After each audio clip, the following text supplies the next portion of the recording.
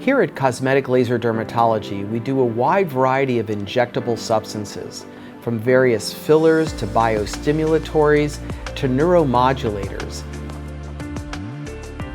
Injectables are really for anyone who's experiencing volume loss. This is an excellent procedure for anyone that's starting to experience those changes, but also for the person that may have been born with a weak maxilla, a flat cheek, or someone who has a weak chin or a weak jaw.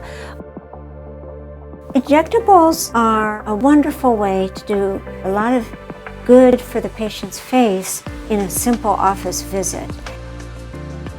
Each one of our injectable products has a specific purpose to decrease the appearance of fine lines and wrinkling and add youthful volume to your face.